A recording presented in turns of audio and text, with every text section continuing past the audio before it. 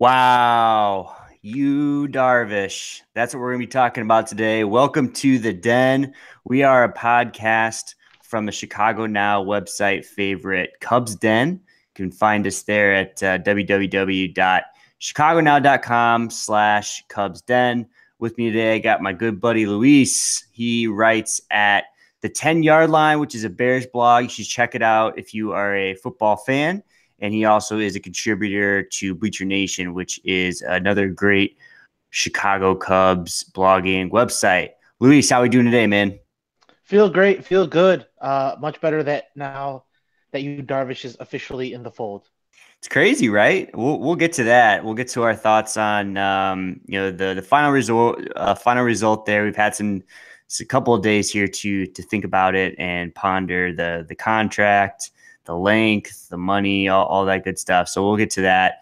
We're also going to get to our thoughts on Jake Arrieta because he's probably not going to be rejoining this team, and we'll get to some of your questions. We had a mailbag, which is always fun. But first, and most importantly, this happens once every 4 years, Luis. It's the Winter Olympics. I am a big fan of the Olympics. I love getting into it. Have you been partaking in any of the weird sort of games that are going on right now? I haven't, and I was talking to a friend about this yesterday, and like on a personal level, like my mom used to love the Olympics, and she passed a year ago, and I tried. She always loved the opening ceremonies. I tried watching it, and I just couldn't get into it. Yeah. And I'm just like, I know part of it is because she's not here with me to like kind of jack me up for the Olympics. So part of me was just like, yeah, it's not the Summer Olympics. I love the Summer Olympics more. So I'm a little more jazzed about that. But yeah, I it's think it's been hard for me to get into the Olympics. Yeah, I think you're in the majority there. I think most people like the Summer Olympics, but I honestly don't know why. Like, I don't get that. Like, I get the swimming, all the relays is always fun. But like the other stuff, I mean, you got basketball, which is fun, but You're that's it. naming all these fun things. Yeah, but that's it. Like, it's swimming and basketball that's the most fun in the Winter Track and field Olympics. is great. Yeah, but like in the Winter Olympics, you have people that are literally it's called the skeleton. Like, that's the literal name for the sport. Is you're taking just metal and slapping skates on it and going down at 200 miles an hour with just like a helmet, and that's it. How is that not just like the best thing ever to put on TV? Because that's not athletic. How is that You're not athletic? It's If not I as gave you if athletic I as gave you a jumping. sled, if I gave you a It's sled and I sledding. said, It's Luis, advanced sledding. oh my God. You would fly so far out of whatever the hell they call it, the tube that they're going The down. tube, exactly. Yeah. Okay. So but like it takes skill, right? I mean, it's not like they're just, I'm not saying it doesn't take skill. I'm just saying there's more actual athleticism in the Summer Olympics. Like, give me the running and jumping and speed. It's a beautiful thing. Like, and maybe I'm a little biased because like when I was younger, I covered track and field, at college and high school level. That was so much fun. I saw a bunch of Olympic quality athletes. People who would win national championship and qualify for Olympic trials. So like that was really cool to me. Seeing the throwers and the jumpers, that was a lot of fun. So like I'm a little biased that I like the Summer Olympics better. Also, summer is a better season than winter. that, I Like mean, no doubt about that. And I think that we have taken two sort of paths to get to our answer of what the best Olympic sport is. You've gone down the path of most athletic ability and just pure athletic talent and what's going to represent that for all of mankind. I've gone down the path of I want pure entertainment. Like, it's fun to watch, Usain Bolt, kick everybody's ass in like the 100 or the 4x1 relay. But like the chance of danger in the Winter Olympics is so much, it's far greater. And to put that on TV where like people could literally have their heads pop off, that's pretty compelling television. it is, but I don't want to see it. Fair enough. Fair enough. Let's get to some baseball here. I mentioned this at the top. Yu Darvish is a Cub. I'm still kind of in shock about it. And what's funny is that I was thinking about one of the times that you and I did this podcast was a couple of days after the Quintana trade. And I kind of have that same sort of feeling. And I think we talked about, it being like Christmas morning, and it doesn't even feel real yet because we haven't seen him play a game. But like I'm shocked that they pulled it off. What are your, I guess they're not initial, but what are your thoughts now that you've had a couple of days to digest everything?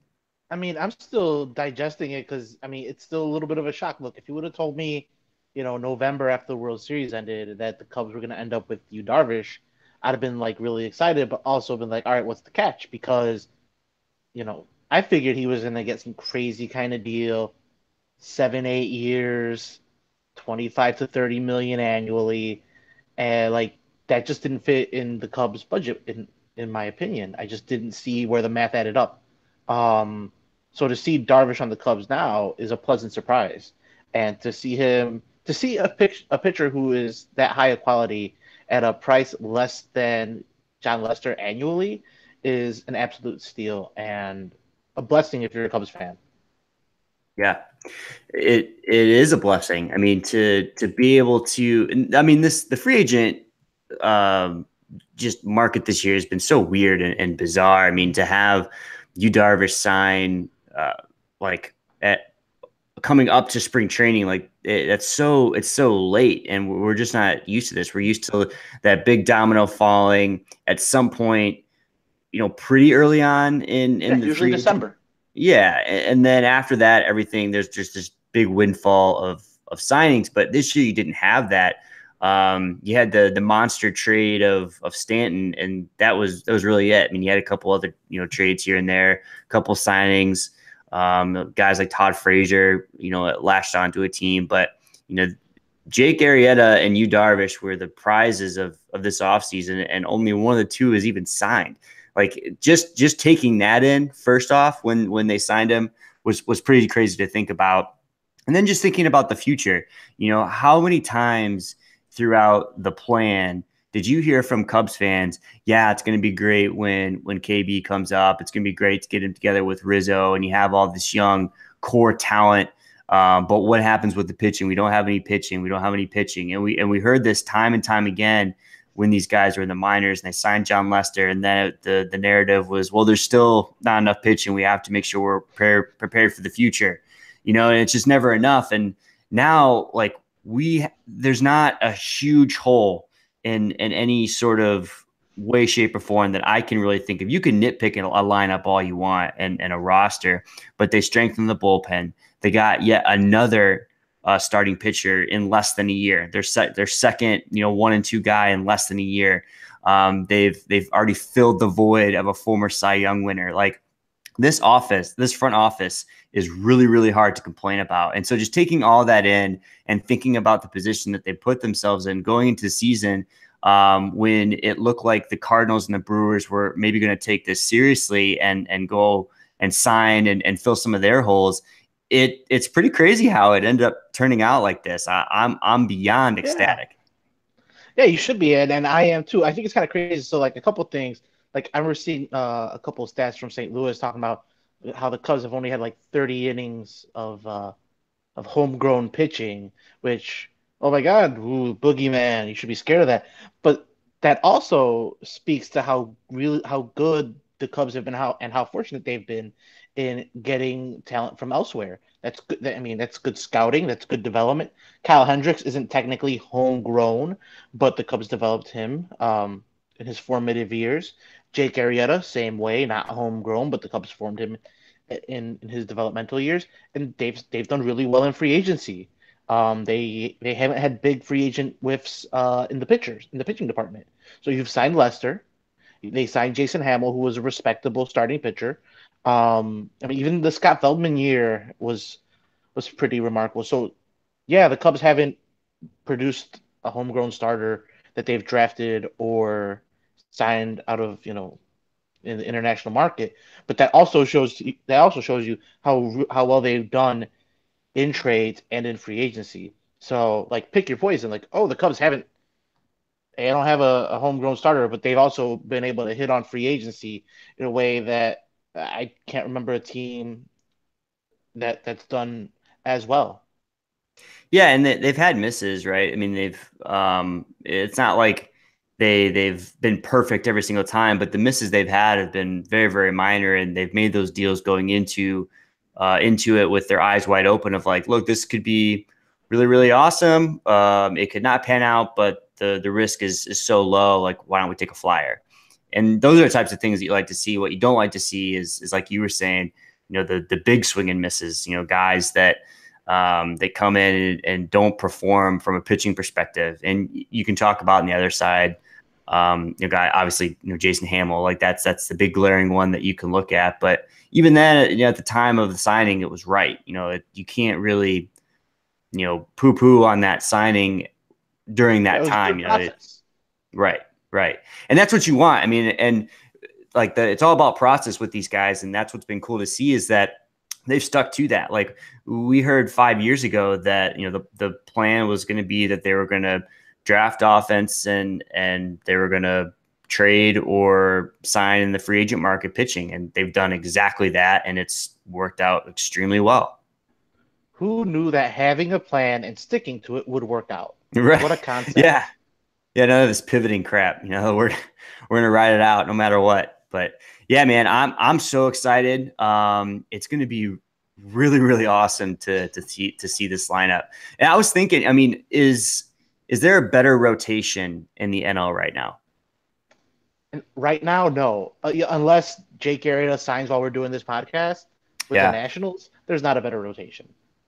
yeah, Top to bottom, that's like Tyler Chatwood is a 5, and he's kind of a known quantity because he pitched all those years in Coors, so you really don't know what his true talent level is, but like you know what the floor is. mm-hmm.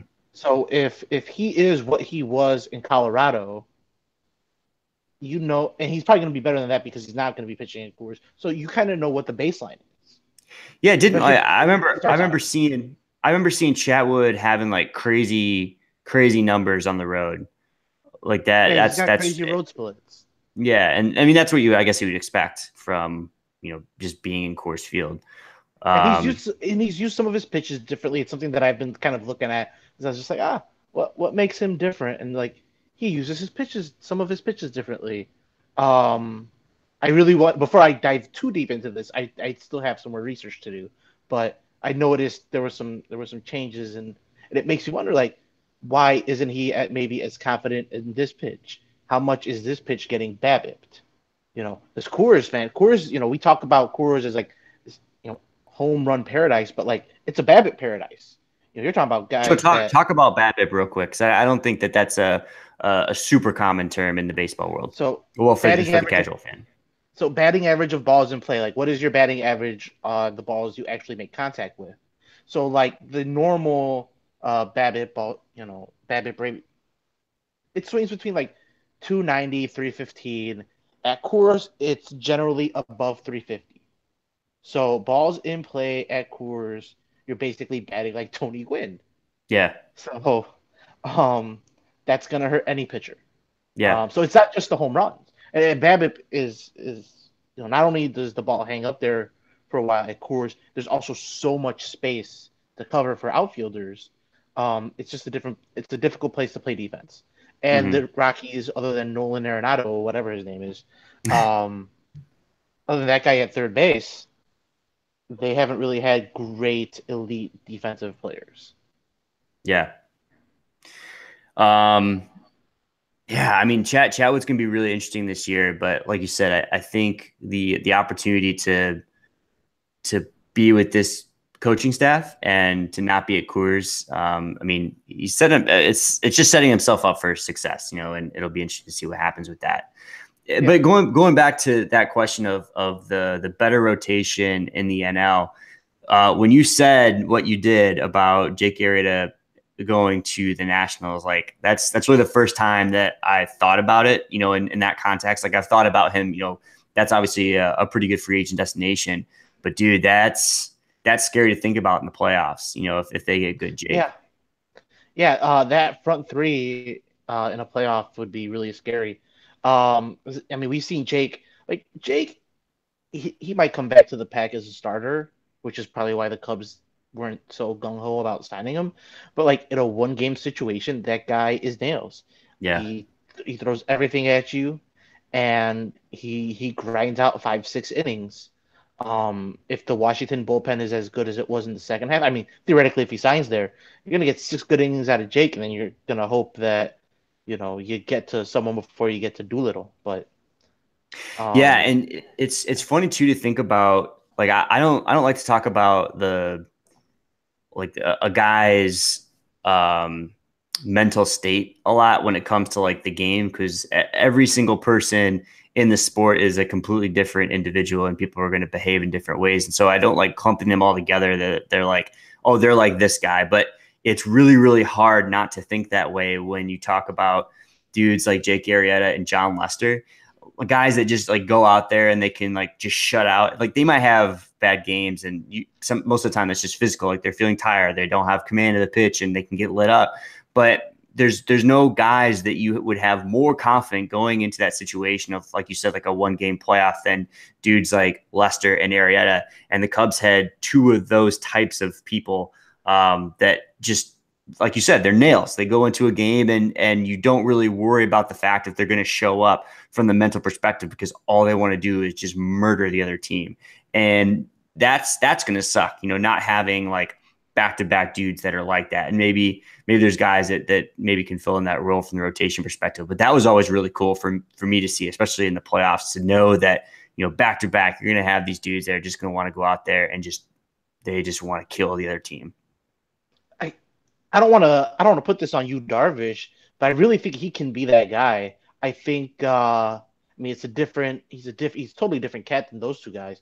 But like after I mean and hearing what he said in the press conference, how he wanted to win a World Series and get back to, what he was, I think he took those World Series struggles to heart. And when I hear a guy say that, to me, I think this guy really cares and is going to do everything he can to put out his best stuff. Yeah. So I really think that you Darvish can put it together. I mean, we see he has the raw talent. High mid 90s fastball, bunch of different pitches, splitter, slider, curveball. He's got the raw talent, but now we're gonna put him in a winning environment with some winning coaches, with a team that's been to three straight NLCS. Like I think that's gonna make him grow into the pitcher that is worth $21 million and A status. Yeah, and you just gotta stop tipping his pitches. Like Yeah. if you don't do that in big games, then you probably be okay. But we'll see. Did you have any like reservations about that side of things after he did have those struggles in the World Series twice? No, because I'm a nerd, I was watching the Fox post game and the ESPN post game, and I think it was the Fox post game because it was Carlos Beltran, um, David Ortiz, and Arod. And Arod asked Beltran about the pitch tipping. This is right after the game, and Beltran tried talking around it. He was not kind of giggling about it, but like sheepishly, kind of like you could tell like they were like A-Rod had broached a subject that like maybe shouldn't have been broached at that time. And then like David Ortiz is just like, oh, let's move on to the next question. As if like, okay, like A-Rod, we all know that he was pitch tipping, but I'm sitting at home watching. I'm like, no, no, no, please go on, tell us more. So like, Yeah, so when the SI it was the SI that did the story on the pitch tipping yeah, I think in so. this off season. Yeah, when they did the story, I'm like, oh, well, they kind of hinted at it after that game, like immediately after that game. So I'm like, I feel better. Like I think the Cubs are smart enough to figure that stuff out. And I mean, they've Yeah, worked through stuff like that with Quintana. There were some issues with possible pitch tipping over the summer. So like, even though it's not the same pitching coach, the pitching infrastructure and the coaching infrastructure is still the same. and So those are I the problems don't that see that being an issue. and if you're signing a free agent pitcher, like those are the problems that you would like to see. I mean, you never want to have a guy that's tipping his pitches, but it's much better to have a guy that's tipping his pitches versus like a guy that has no control or might have an injury concern or something like that. Like if I was to pick a poison, that's probably pretty high up there of things that I would think is easily coachable. Yeah, there are worse things to have. Like pitch tipping is not a a big concern to me. Right. Right. Cool. We'll see what they do. Hopefully he can fix that and we can go win another ring. And hopefully Jake Who Jarrett signs somewhere in the AL and we can be happy. Oh God, that would be the greatest. So when you start to look at the rotation and just the amount of talent that we have here, have you thought about who's your? I think 1, 2, and 3 are pretty hard for me. But have you thought about like who's your 1, 2, 3, 4, and 5? I have, and there's a part of me that wants to be selfish about it. So, which one do you want me to go with? You want me to I go with want the selfish. selfish? Let's go No, I selfish. want selfish. So, all right, I want Darvish, Lester, Hendricks, Quintana, Whoa. Chatwood. Okay, Okay. so we've got Darvish going opening day and in the home opener at Wrigley, which I'm looking forward to attend. Um, Then you've got Lester pitching in game 2, and he would have a start indoors in Miami and indoors at Milwaukee. So get him in a comfort zone. And then hmm Hendricks number 3, because he's Kyle Hendricks, and Katana 4 is like the best number 4 starter in Yeah, baseball. that's So interesting. I like the list, but I mean, come on. There's no way that Lester isn't the opening day starter, right? I mean, they I might switch it figure later on, but there's no way. I figure John Lester's the opening day starter. He's the higher who's been, as we've said, nails in postseason games. He's a leader. You can't not give it to him. Yeah. So, but in that case, then so big it and have Lester, Darvish. So the non-selfish one is Lester, Darvish, Quintana, Hendricks, Chatwood. So then Lester. we have, yeah. Yeah. So with Lester number 1. So then you have Darvish making his first 2 Cubs starts indoors in a comfortable environment, get him in a flow. Interesting. I like it. Yeah, I think your second one is the one that'll probably be the most popular. I think that most people would say that. I don't know. Like I'm all for having Darvish one. Like it doesn't really matter, right? I mean, once you get to the flow of the season, it's all about matchups anyway. So, but it Yeah. is fun to talk about as a fan. I mean, because you're basically stack ranking your pitchers. But it'll be interesting. Like I don't think there's any way in hell that Lester isn't going opening day, but we'll see. I mean, Joe is Joe, so he'll do whatever he wants. Well, think about it. The Cubs have 3 opening day starters. Yeah, They have they really Quintana, who did do. it for the White Sox, Darvish, who did it for the Rangers, and Lester, who did it for the Cubs. Like, you Yep, really can't go wrong. So we're talking about 3 opening day starters and a guy who opened up a playoff series last year and pitched Game 7 the year before. crazy. And Tyler Chatwood. Poor guy. Poor Tyler he's just, Chatwood. he's just hanging out. He's on the outskirts. Well, yeah. I mean, let's go back to Jake real quick. So we talked about one destination for him being the Nationals, which is incredibly scary. But the one that I always think about that might be even a little more scary slash fun would be Milwaukee. They've been in the mix, it seems like, for all the top free agents, which is really weird to even think about. But what do you think about Jake in a Brewer uniform? Oh man, I don't want to see Jake in a Brewer uniform. That would be tough. I don't want the Brewers to have nice things. Yeah, They really don't deserve them. I mean, they're a much more worthy foe than the Cardinals, who really also don't deserve nice things. But there's better beer in Wisconsin than in Missouri. So like, if he's gonna go anywhere, I guess I would go with the state with the better beer. how awesome though would those series be with Milwaukee and the Cubs? I Like, mean, they're already fun, yeah, that's what I'm but saying. And then you add the like other element to it. I mean, add it's like that element. Milwaukee's like another Cardinal series now. I mean, they're it's not as intense as it was like when I'm thinking of like the Fukudome opening day. Like that year, the Yeah, rivalry was pretty intense because the Brewers were decent. And I think that's the year that they went out and got they got CC, I Sabathia. think, right? Yeah. So like it was a big deal because they got to the wild card game and everything, and it'd be fun to bring that back. I think. Yeah, it'd be fun. It would drive up some ticket prices in Milwaukee, which would not be as fun Yeah, for that's me true. as someone who likes to make the drive up there. But yeah, it would be fun. And I'll be honest, I've thought about what it would be like to have a playoff series in Milwaukee and having Wow. that kind of advantage. So I would say the over under I would set for Cubs fans would be 60% Cubs fans. I would say under, but like not by much. It would be like 55. Yeah. I would It would say sound like an NCAA tournament game. It would be like the Cubs game 7 against the Indians, yes. where it's just No, it'd be it's worse. It'd be much volley back and worse. forth. It'd be much worse than that, I think. Because I mean, think about like it's closer than Cleveland is. You have a lot of Cubs fans that are like in Milwaukee, Yeah, in and Wisconsin. the only way that doesn't happen is if the Brewers do what the I think it's the not the Avalanche, The who's Predators. the Predators who do like the zip code thing where you can't buy playoff tickets unless you have Yeah. the zip code for Nashville. I can see the Brewers doing that. Well, they've already done it. They did it with the Cubs pre-sale. Did you hear about Oh, that? yeah, yeah, yeah, yeah. Yeah, they did that last week with the pre-sale. Man, I retweeted that.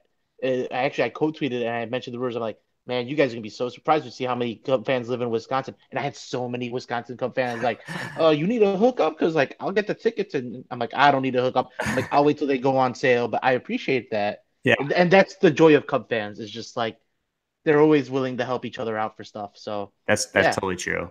I remember like going to the Bulls Bucks playoffs, and we got tickets to the Bradley Center. I want to say like 2 weeks before. I think there was 10 of us, so we got basically a whole aisle, and we Mhm. maybe paid like $40 for the second section. That's Milwaukee, man. Like I That's love it. I insane. love that town. But it is a town. It's not a Yeah, city.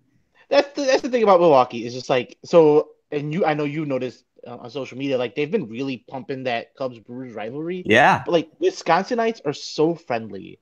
that is true. It's hard to take their rivalry seriously. It's just like they posted a tweet about and like someone's license plate was like Cubs or hate Cubs or Cubs hater, and I'm Yeah. like I'm 99% sure that guy like made me a brat and offered me some beer last time I was in Milwaukee because that's what happens. It That's how friendly they are. They're like, I hate you so much for 9 innings, but also here, let's play bags and shotgun some beers after the game. so here's what inevitably happens when you meet a Brewer fan. All right. A Brewer fan that is intense about their hatred for the Cubs. You start talking to them, and it ends up turning friendly. And then after a couple of like back and forth about baseball, their next question is, "So you a Bears fan?" Because all they want to get to is Packers. That's all they want to talk about. You know, Yes. it's how can I take this conversation away from baseball to Aaron Rodgers is much better than the hundreds of quarterbacks that have come through Chicago. That's what happens every single time. They just want to talk about Aaron Rodgers and football, which is fine. But Yeah.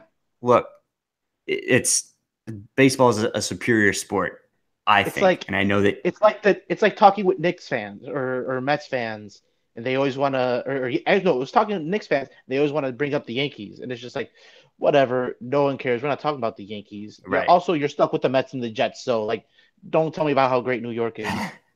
Yeah, that's exactly right. It's funny. It's Wisconsin in general is an interesting place, but I like Milwaukee. I really do. It's a fun As town. do I. As do I. Um, let's get to some mailbag. You ready for this? Yeah, let's do mailbag. Cool. Let's do mailbag. Here we go. Mailbag. So the first one here is from Ron. My man Ron came out hot with this email. So we're starting off on a high note here. So and I'm paraphrasing this because he was very serious, and he had a lot of exclamation points, which is great. I like the enthusiasm, but I took that out just a little bit so we could um, have a sentence. So he says the Cubs don't have a prototypical center fielder slash leadoff man slash speedy switch hitter like a Dexter Fowler, Bobby Denier, Kenny Lofton. We won it all with Dexter in 16 and floundered with home run hitters batting leadoff in 17. Do we fix that glaring hole? So I would say that I understand the want and the need for somebody that bats that it's a switch hitter that bats for a little bit of power start at the leadoff spot. However, I don't think it is a whole. Like, I don't think any team needs that person in order to be successful. Yes, they're helpful.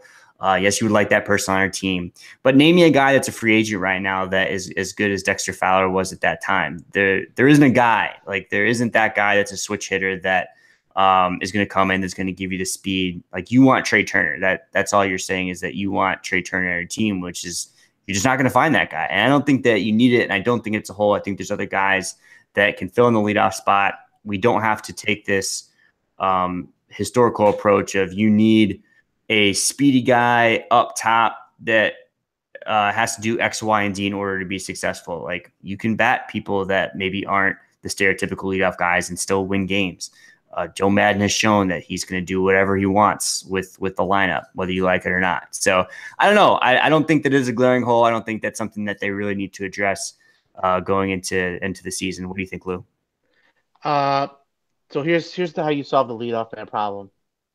You get a time machine and you sign Ichiro. You put Ichiro in the time machine and you bring back like age 28 Ichiro. Boy, and you put him in center field. Problem solved. I like this. How do we contact Elon Musk or something? How do we do this? Yes, put him in the car that goes to 19. Get him in the car that takes him to 2001 and bring back Rookie of the Year Ichiro. Perfect. Problem solved. There you go, Ron. We're going to go get Ichiro. This next one is from Mark, also via email. This one's kind of serious. So, in the wake of the shooting at Anthony Rizzo's high school, Shitty had gun control to his platform. He already does so much for the community, as evidenced by his recent awards. So obviously what happened in Florida was just the worst, just terrible, terrible, terrible. I think the problem that you have, though, with celebrities is that you want them to take a stance that maybe you believe in. And whether you're for gun control or against gun control, that really doesn't matter in this regard, where you're asking a professional athlete to take a stance against something. I think he should take a stand for what he believes in. He's going to do whatever he can for his community. I'm sure he'll be trying to drive up donations in terms of helping people that need help.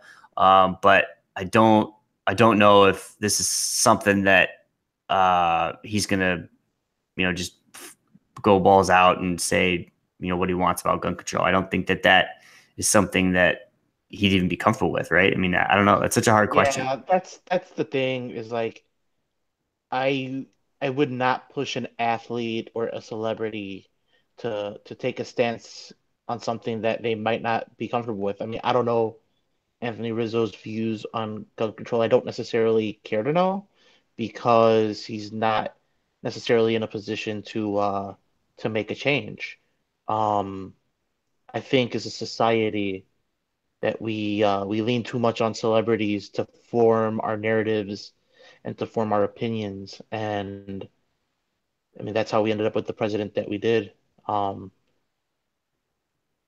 really, that's unfortunate, because there are people who work hard to do right in this country, and for whatever reason, our default is to go with what is someone popular saying. Yeah, that's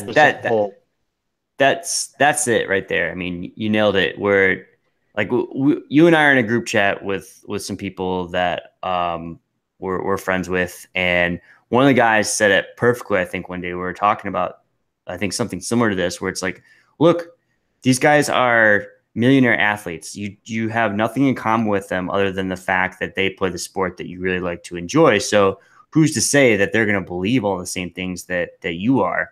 And like you said, I really don't care to know what my professional athletes' view is on a lot of different things. There's some things that I am curious about, but on a whole, like politics and sports, it's hard to untwine them nowadays. But a lot of times they're not going to believe. You're just going to end up being disappointed on whatever side of the aisle that you're in, because guys are going to believe different things. They're human beings. They make a lot more money than we do. And so I think those are all factors. But that's a tough question. That's a tough question from Mark. But a fair question, though, and I'm glad that we got to address it. Yeah, for sure, for sure. Let's get back to more baseball related stuff. So SF Toby on the comment Toby. section on Cubs Den, he says, "When do you think Maples will join the club?" And I was under the impression that he was probably going to make the opening day roster. Am I incorrect there? It all depends on what happens with Justin Grimm. Grimm's out of options, so I can't see the Cubs leaving him off the 25 man. But if they, I can see Justin Grimm having a good spring and the Cubs trading him, which would open up that spot um for Maples. But also, like, do the Cubs go three catchers? Mm. Do the Cubs go Caratini, Jimenez, and Wilson Contreras? I think Joe Madden is a better manager when he has three catchers. I think he's a little more aggressive with pinch hitting and pinch running, and I think that just leads to more successful ball clubs. Like when the Cubs had Ross, Montero, right, and Contreras, they won a World Series. So Right. even when they had Yeah. Ross, Castillo, and Montero in 2015, that was a good group. You're right, though. I mean, it's weird because do you remember going into camp that first year that they did the three catchers and they signed David Ross, and it was kind of a surprise because they already had Montero and Contreras was looking good, and the whole thing was like, how are these guys ever going to play together? And obviously, Montero was the one that was probably the least happy with his role, but it was successful and it, it worked out. Obviously, Yeah, that'd be yeah. interesting to So see. to bring it back to Maples, his spot on the opening day roster is dependent on what happens at other positions around him. So So that's kind of a TBD. tough question We to ask, or it's a tough Yep. question to answer because there's a lot of variables that aren't accounted for right now. And also, it's the first few days of spring training. We don't Guys will get injured, things will happen, guys will get shipped out. Like a guy like Eddie Butler, what happens with him? He's out of options too, so he's not going to start in that 5 man rotation. Mhm. So, but maybe he's a bullpen guy. Who knows? Yeah, It'll work itself. It'll work itself out. these are good problems to have though. They're Yeah. really really good problems to have. So speaking of spring training, it looks like Jeff Eggs 2542 on the comment Hey, Jeff. section. He says assuming no injuries in spring training, how do you see the starting pitcher slotted to start the year? And we kind of touched on this earlier. It's kind of stack ranking what we like to see in the rotation. I guess the one kind of question I still have is, um, who might be that swing man? Talking about Mike Montgomery specifically, and there's actually a Mike Montgomery question I think in here, so maybe we'll. Oh, there Maybe isn't. we'll Yeah, so save let's that. talk about Okay. Mike Montgomery, because I think obviously he had a lot of um, I guess drama surrounding him because he made it known that he wanted to be a starting pitcher, which I think is completely fair. Making it known. I don't know if making it public was the best way to go about it, but making it known to your employer that you want to be in a specific position, that's completely fine. But obviously, he's kind of the odd man out and looks to be in the bullpen or swingman rotation. Like, do you think they go with like a 6 man rotation at times, or how do you think that's going to play out? Oh yeah, I think they'll go with a 6 man rotation, with a little bit older John Lester, and to manage the innings of Darvish, Quintana, and Hendricks for the 162 plus the playoffs. Like you're gonna want 10 starts, 15 starts out of 10 to 12 to 15 starts out of Mike Montgomery to mix in certain matchups to give guys an extra day off. What's Lester gonna be? 33, 34 now? Mhm. It's I don't want to discount his skills, but there's a natural age decline, and I want him as sharp as possible for the postseason. So if he gets an extra day off in the dog days of summer, and Mike Montgomery gives you a 5 inning start, that's a good thing. Like you said, it's good problems to have. Yeah, exactly right. Um, the next question here is from Pura Vida on the comment section. They ask, who are one or two guys that aren't usually talked about who may be primed to really help out this team? Hmm, Okay, that's a hard one. You go. guys If you who got people, aren't you go talked first. about. Guys who aren't talked about. Well, let's go back to center field. And Albert Almora Jr. Dude, that was the Um, exact guy I was just gonna say. yeah. So you can lead off, and I'll I'll go from there. If you Yeah, I want to talk think about him Albert more. Almore is a dude where he's like the throw-in guy, right, for that core. Like he was the I think the first one that they drafted, right, Yeah. when they came in, Theo and Jed, and he's just like the guy that he's like, oh, we just throw him out there. His magnificent defense, even though some of the sabermetrics don't like his defense, it sounds like, but like he's a way above average center fielder. He's he's coming along with the bat. Like, why couldn't he be the guy that fills in your leadoff spot? And I think that he's definitely somebody who's helped this team in the past. He made probably one of the biggest plays in Game 7 of the World Series with that tag up. Like, he's got the mental capacity to be a leader, I think, on the team, especially. He's past the point of being that young buck, and he's starting to learn. He's played on the biggest stage. I think that you could see him have a significant impact on this team. Maybe not to the level of like a Rizzo or Bryant, but like his impact is definitely going to be felt. So I was actually looking up some Almora stats the other day. Just wanted to see just some things that I had been thinking to see. I wanted to see if I could confirm them. So here's something fun that I actually tweeted. In his first 66 plate appearances against right-handed pitchers last year, Almora slashed 194, 231, 242. We all know that he has had his struggles against right-handed pitching. However, after The May lefties, man. 31st, after May 31st, he hit three against righties. This is against righties now. He hit 310, slugged 508, and posted a 111 weighted runs created plus in 132 plate appearances after June 1st. If he has made real adjustments, and if these adjustments are sustainable over 162, those are numbers that you can slot anywhere in the lineup and play every day. Man. If you give me a guy who can hit me 300 and slug 500, yeah, sign me up. Yeah, we'll pencil you in for that. Yeah. Yeah, those are crazy splits, man. Yeah, Yeah, it's very evident something changed to go from a 22 weighted runs created plus to 111. That's a huge jump. it's massive. That's maturation and that's adjustments. And if he could, I mean, think about what Rizzo did. I mean, not that he's going to become Rizzo, but like Anthony Rizzo made adjustments. He's always making adjustments. If Albert Almora, who's a baseball rat, he's a baseball gym rat. If he can make constant adjustments, that's going to be huge for this team and for Yeah. him. I think the other guy that I can think just right off the top of my head is, and it'll sound weird when I say it, but I think this year has been so focused on pitching with the bullpen and then adding to starting rotation 2 times over.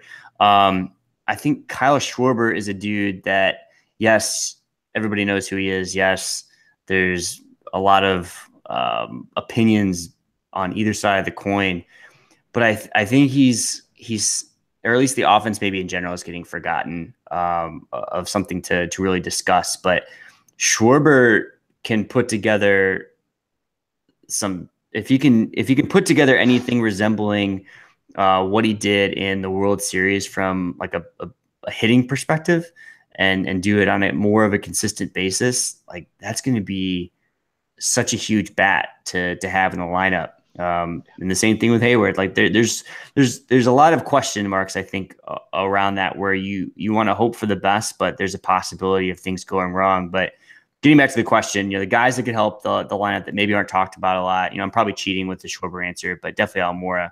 Who's your other guy? Actually, I did want to talk about Schwarber because Schwarber is another guy who made second half adjustments last year when he was recalled from Iowa in was that July when he got recalled. Sounds He about right. posted a 131 weighted runs create plus, which is exactly what he posted in his rookie season. In 273 at bats. If he's got a 500 at bat, 131 weighted run created plus season in him, then he's like this offense is going to go to another level because that means he'll have some contact, some additional contact. The power hasn't gone anywhere. So if you get a little more contact, keep the power, maybe cut down on the strikeouts, you have an offensive force that can out hit his mistakes in left field. On the That would be pitching so side, awesome. I think another Kyle Hendricks, is someone that we don't who kind of gets lost in the shuffle, especially now that the Cubs have Darvish. Um, I think he can have another big season if he gets 30 plus starts and continues his development as a starter. Yeah, you just hope, like you said, the adjustments. It's the little things, and you notice it in the numbers. So hopefully, like I say, hopefully Schwarber can put it together finally with through an entire season. That's the goal here. We got two more. The first one here says it's a little bit of a longer question, but now that the roster is settled, looking ahead to next year, assuming another World Series ring in hand, well, that's a big assumption, and the team seeming intent on signing Harper, let's say Hayward has the MVP year, Schwarber has a great year, Albert Almora or Hat proves to be the answer in center field. All that taken into consideration, the Cubs trade Hayward while they can, and then switch gears, go after Machado or neither. So breaking it down, after next year, assuming the Cubs win the World Series, Hayward has a great year, Schwarber has a great year. You can slot Almora or Happ into center field almost every single day. Are you then trading Hayward and then going after Machado and Harper, I guess, together, or um, or not? And I don't know, man. That's a lot of what ifs, right? That There's a lot is. of there's a lot of So variables in that let's question. tackle them. If the Cubs win Uh, the World Series, I'm gonna be a happy man because I got the Cubs at 10-1 before they got Darvish. Boom. So that means I'm gonna come into some money and we're gonna celebrate. There you go. So Well, that's um that's one. All right. So to answer your question first, and this person is signed Epstein's mother. That's a great handle. So yeah. to answer your first question, yes, Luis will win a lot of money if the Cubs win the World Series. And we'll all be Second part happy of that, because the Cubs won a World and we'll all be Series. happy, right? And we can drink. Um, the Hayward and Schwarber thing. Okay, so say they have a great year. Happ and Almora have great years. All those guys have great years. Are you trading Hayward while you can? Hayward Um, probably okay. Hypothetically, Hayward puts up an MVP season and then opts out, right? He has to. Dude, I don't know. That's a good question. I don't think so. I don't think he opts out because you have looking at it from another team's perspective. All right, what's the trajectory? There isn't really one. The trajectory was you had great years when your first couple of years in the league with the Braves. You had a crazy amount of home runs that you hit one of those years. You join the Cardinals. You have a decent year. You show how you're can be relied upon in the playoffs. And then what happens? Huge old dip for 3 years. And then you have your next year, which is an MVP year. Like, how do you sign a person like that to a crazy amount of money? Like, are you going after JD Martinez money? Like, what's your end game? Why wouldn't you just finish out the length of your contract with good money? Yeah. What if he goes all Yonder Alonso on us and like figures out how to hit balls in the air hard and far? Yeah, I don't think that's going to happen. I don't think so either. But the defense will still be there. Just get that, weighted runs created plus number to get it to 100, get it to 90, get it Yeah, to 90, I and we'll be in a good spot. As for everyone else, look, if the best, if what, the second, third best player in baseball becomes available, you jump on it and you figure it out later. If you have to trade Schwarber or Almora or look, hey, Jason Hayward, the $184 million fourth outfielder.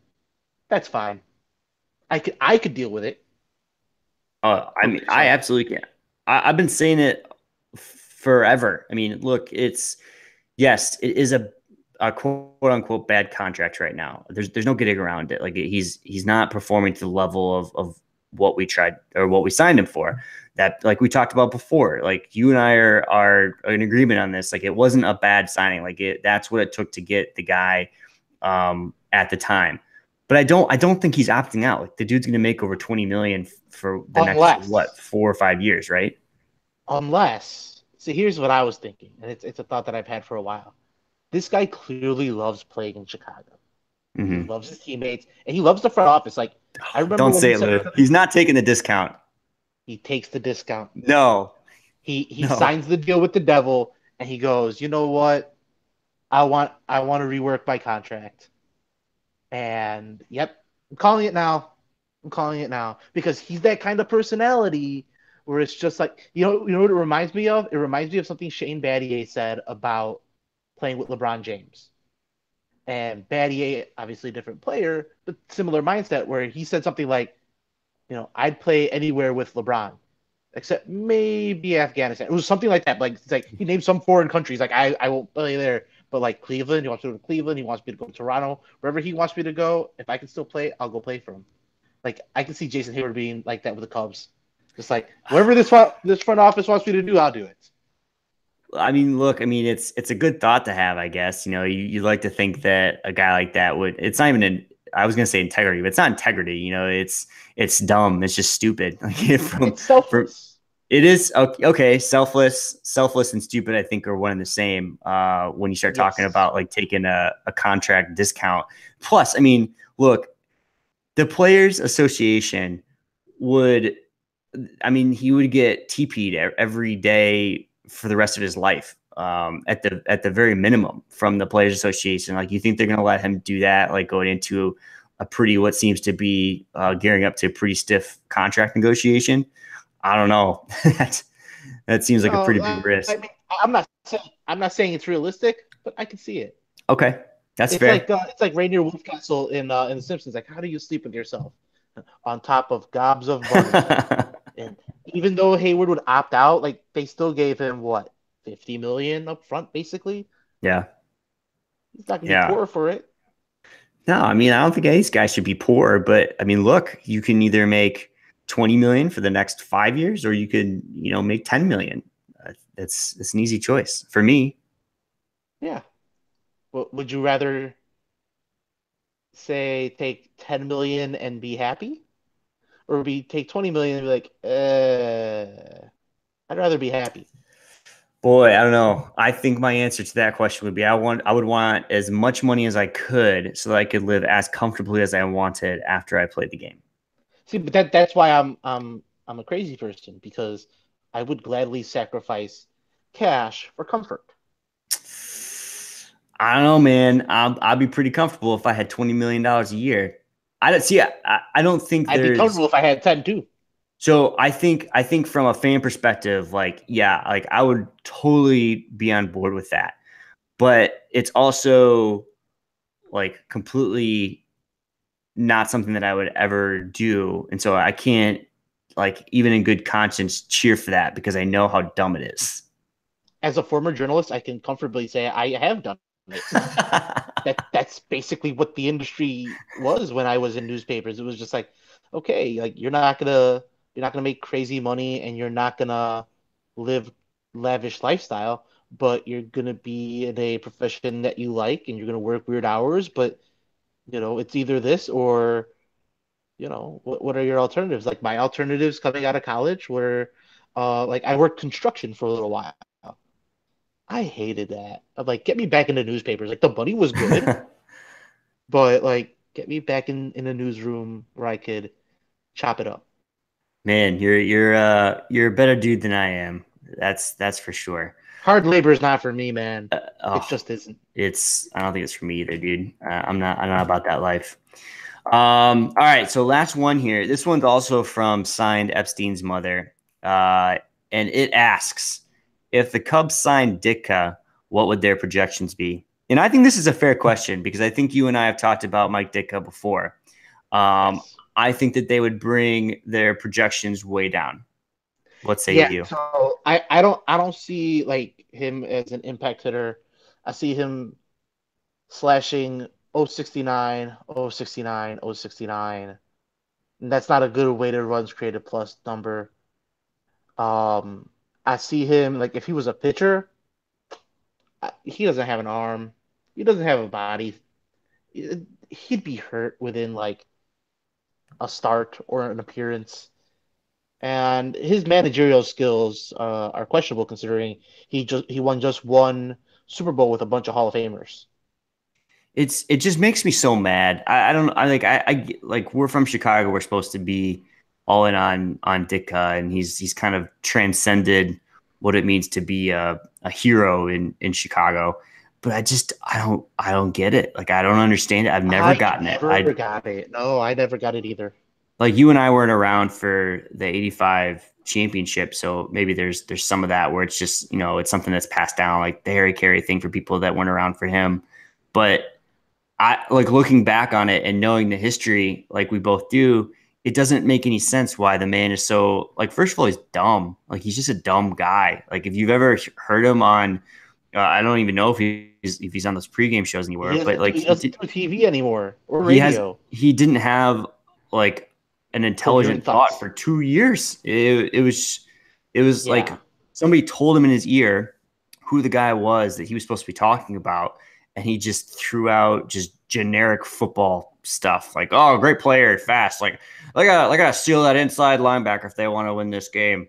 And the rest is just like marbles in his mouth, and it's been like that for like 10 years. I remember when I was a kid, I told my dad. My dad's like a huge Ditka fan. I'm like, how come they never won more Super Bowls if he was so great? Man, the look that I got was just like, I mean, that's a fair question. Like, I don't know if you've seen the Bill Belichick, Bill Parcells 30 for 30. If you haven't, you should. But like Belichick kind of breaks down how he busted up the Bills and the Niners. Like, those were elite offenses. Those are two offenses, well, not so much the Bills, but the 49ers offense with Montana that Ditka was never able to solve. If he solves those 49ers offenses, the Bears have 2, 3 Super Bowls, but they Yeah, couldn't. So easy. Belichick greater than sign Ditka. End of story. Yeah, no argument there. I mean, people forget that Ditka went on to coach the Saints, and you And they were bad. just look up how that went. So it's the team doesn't all come down to the coach that it is, but the coach is a major factor, especially in football. And I do not think that. I think Dick. Coach sets the tone. Yes. I just had another thought, and I lost it. Oh, I hate when that happens. Ditka, talking about Ditka, Saints, and Bears. Yeah, I don't know, man. I've never gotten it. I don't think that I ever will. I mean, I remember what I was gonna say. The Ditka thing, like, I'll shit on him every day, but don't get me wrong. Like, if I saw Ditka like walk into a restaurant or a bar, like, I'm gonna be the first one, like, not asking for an autograph, but I'm gonna definitely get a picture, see if I can drink a beer with him. So all that being said, like, I would definitely like to hang out with him. Beer with him. Yeah, I'll drink a beer with him. I don't really necessarily want to talk with him too long, and I don't want an autograph. Oh, I would talk with him forever. I really would, because him and I would believe very, very different things, and that would be a lot of fun. I just think he would just start talking nonsense, and he would just, like you said, marbles in the mouth. Like, all right, I'm done with this conversation. Yeah, well, Ditka. Well, he's a sports icon, Lou. I don't know why, but he is, and there you have it. He won the only Super Bowl the Bears have right now until Mitch Trubisky brings it home. Yeah. So put some money on that one. That's your next bet. They're 100-1 in Vegas. Last I checked, I'll be there in March, and hopefully it's still that number. I told Brett, I'm putting a little something, and if the Bears actually pull it out, like, we'll have a pizza party, a TYL. That's it, just a pizza party. Yes. Okay, fair enough. All right, Luis, that about wraps it up. Thanks for coming on today. Pizza and ice cream. Pizza party. Yeah, that's just like my dietary nightmare. I would do it. I mean, I love all those things, but yeah, I would have to take like the next week off of work. Lactose, it's a bitch. But thanks for coming on today, Lou. This is fun. Thanks for having me. Fun as always. Thanks to you, Darvish, for signing, and giving us something really good to talk about. For sure. Make sure to follow Luis on Twitter at LCM1986. You can read his work on the Bears at the10yardline.com. You can read his stuff on the Cubs at bleachernation.com. I am Miles. You can follow me at mphelps11. Make sure to check out the Chicago Now website, Cubs Den. I think that's all the plugs. Did I miss anything? That's all the plugs that I got. Oh, and baseball is fun. Baseball. Oh, yeah. Yeah, that's the sister side of Bleacher Nation. If you enjoy funny things and sports, baseball is fun. At baseball is fun, I think. Or no, it's at Flippin' Bats is the Twitter handle. Baseballisfun.com. All right, that is enough for all the Bleacher Nation promos Brett owes me. All right, Luis. We'll talk to you soon. We'll talk. Hopefully, be talking some live baseball here soon. Soon, I can't wait. It's gonna be a blast. You. You All right, man. take care.